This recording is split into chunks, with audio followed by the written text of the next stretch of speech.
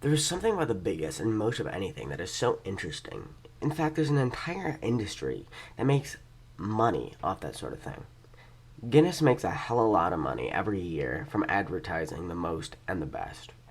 According to newsworthspot.com, with more than 8.65 million subscribers, Guinness World Records is one of the most viewed creators on YouTube.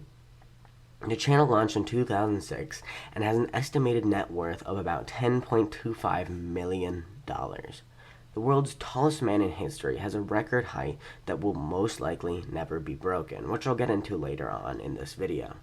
What is funny is that there are many videos about Shaquille O'Neal, the 7-foot 1-inch tall basketball player, also known as Shaq, making things look small, like these.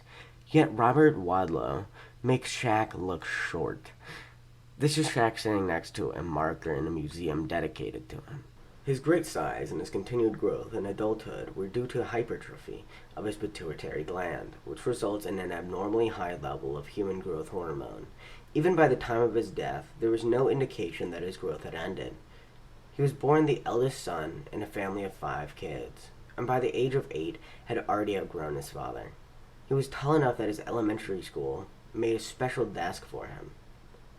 By the end of high school, he was 8 feet 4 inches in height and joined the circus in the 1936 U.S. tour with the Ringling Brothers. At this point, he was tall enough that he should have been in a wheelchair, but he insisted on using a leg brace instead, despite how he could barely feel his legs when he walked. He always dressed in normal clothing instead of a top hat and tail like how the Ringling Brothers insisted. I admire how he thought of himself, as he always considered himself as an advertiser instead of exhibiting as a freak. In 1938, he promoted an international shoe company who gave him custom free shoes as his feet were size 37 AA, which is 18.5 inches long. This actually earned him another world record for the longest shoe size in recorded history. Then he passed the second tallest man, John Rogan. Not Joe Rogan, John Rogan.